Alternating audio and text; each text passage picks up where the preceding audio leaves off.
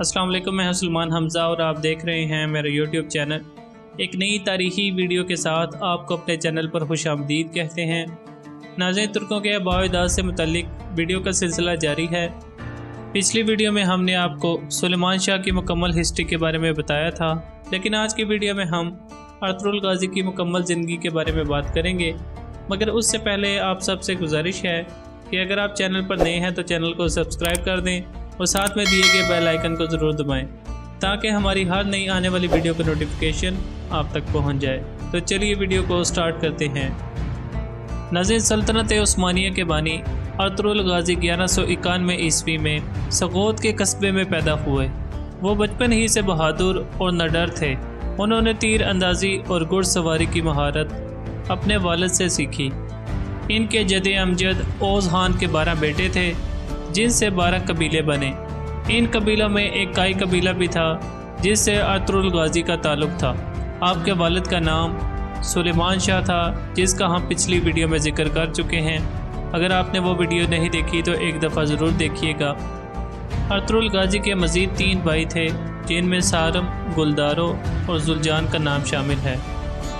लेकिन आपके वालिद अपने दूसरे बेटों की निस्बत आप पर ज़्यादा एतमाद का इजहार करते थे।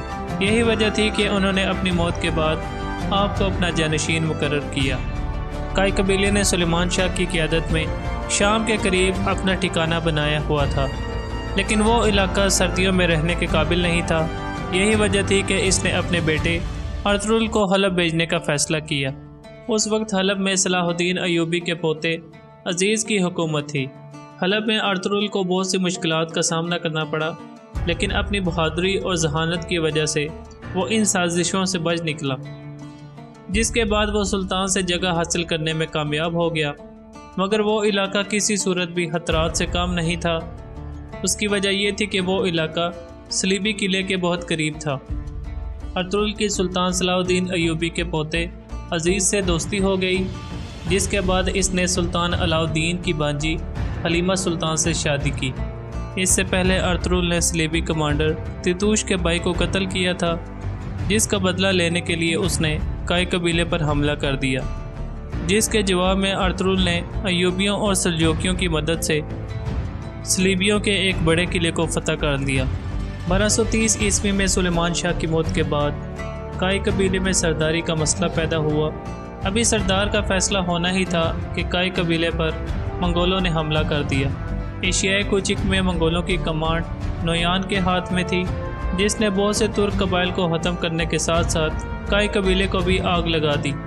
काई कबीले वाले दुदुर्गा कबीले चले गए। वो कबीला अर्तुगरुल के मामू का कबीला था। अर्तुगरुल मंगोलों के खिलाफ लड़ना चाहता था, क्योंकि वह जानता था कि मंगोल इधर भी सब कुछ ख़त्म कर देंगे। लेकिन इसके मामों और भाइयों ने मंगोलों के खिलाफ लड़ने की शदीद मुखालफत की, क्योंकि वो किसी सूरत भी मंगोलों का खतरा अपने ऊपर नहीं लेना चाहते थे। अर्तुगरुल चाहता था कि उनका काई कबीला सल्जूक सल्तनत के करीब हो जाए। यही वजह थी कि उसने अनातोलिया की तरफ एक जगह का इंतखाब भी कर लिया था।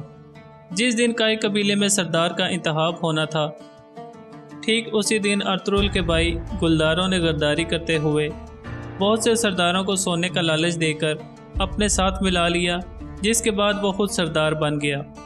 अर्तुगरुल के भाइयों ने यह सब इस वजह से किया क्योंकि वो इसे अनातोलिया की तरफ हिजरत करने से रोकना चाहते थे।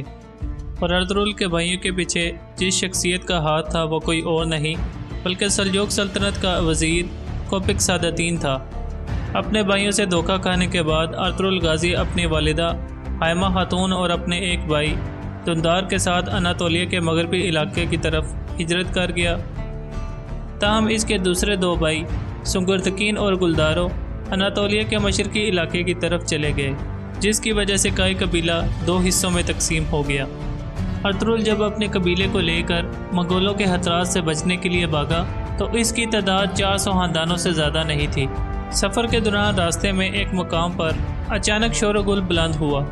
जब अर्तुगरुल ने करीब जाकर देखा कि मुसलमानों और नसरानियों के दरमियान जंग का मैदान गर्म है। बाज़ंतीनी अफवाज मुसलमानों को पीछे की तरफ धकेल रही थी। अर्तुगरुल के पास कोई चारा नहीं था कि वो अपने भाइयों की मदद करता। उस वक्त अर्तुगरुल ने पूरी ताकत के साथ हमला किया, जिसके बाद नसरानियों के पांव उखड़ गए। ارطغرل کے بر وقت حملہ کرنے کی وجہ سے مسلمانوں کی یقینی شکست فتح میں بدل گئی، جس کے بعد مسلمانوں کے لشکر نے ایک بڑی کامیابی حاصل کی۔ ارطغرل نہیں جانتا تھا کہ وہ جن کی مدد کر رہا ہے وہ سلجوق سلطنت کا ایک بہت بڑا لشکر ہے۔ جب معرکہ ختم ہوا تھا، سلجوقی اسلامی لشکر کے سپہ سالار نے ارطغرل اور اس کے دستے کی بروقت پیش قدمی کو سراہا اور انہیں رومی سرحدوں کے پڑوس میں اناطولیہ کی مغربی سرحدوں میں ایک جاگیر عطا کی، اور اس طرح انہیں موقع دیا کہ وہ رومی علاقوں کی طرف اپنی پیش قدمی کو جاری رکھتے ہوئے سلجوق سلطنت کے پھیلاؤ میں اہم کردار ادا کریں۔ سلجوقیوں کو ارطغرل اور اس کے قبیلے کی صورت میں ایک طاقتور حلیف مل گیا جس نے رومیوں کے خلاف جہاد میں ان کا پورا ساتھ دیا، جس سے ابھرتی ہوئی سلطنت اور سلاجقہ روم کے درمیان ایک گہرا تعلق قائم ہو گیا۔ سلجوق سلطان کی طرف سے ارطغرل کو زمینیں دینے کی بنیادی وجہ بھی یہی تھی کہ وہ سلجوق سلطنت کی طرف سے رومی سلطنت کے خلاف لڑے، جس کا ارطغرل نے بھرپور ساتھ دیا اور بہت سے علاقوں کو فتح کیا، جیسے کہ سغوت کا اہم گاؤں اور اس کے پڑوس میں واقع بہت ساری اہم زمینیں شامل تھیں، جس کو ارطغرل نے اپنی بہادری اور ہمت سے فتح کیا تھا۔ ارطغرل نے سلطان علاء الدین کے قتل کے نتیجے میں سعادتین کوپک کی حکومت کے خلاف بغاوت کر دی تھی، جسے سعادتین کوپک نے زہر دیا تھا۔ بعد میں ارطغرل نے سغوت کے علاقے کو اپنا دار حکومت بنایا، جو پہلے کوپک سعادتین کی حکومت کے تحت آتا تھا۔ ناظرین، اسلام کے آغاز سے لے کر آج تک کی تاریخ اٹھا کر دیکھ لیں، اگر کوئی اسلام اور امت مسلمہ کا کوئی فرض ادا کر رہا ہے تو اس کا کوئی نہ کوئی روحانی بزرگ یا پیشوا ضرور ہوتا ہے۔ شیخ محی الدین ابن العربی ہی تھے جو اس بہادر جنگجو ارطغرل غازی کے پیشوا تھے، جنہوں نے ارطغرل غازی کے ہر فیصلے میں ان کی رہنمائی کی اور ایک منصفانہ ریاست قائم کرنے میں اپنا کردار ادا کیا۔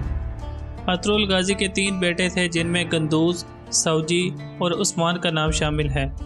خلافت عثمانیہ کا نام ارطغرل کے اسی بیٹے کے نام پر رکھا گیا، لیکن خلافت عثمانیہ کی بنیاد ارطغرل غازی نے رکھی تھی۔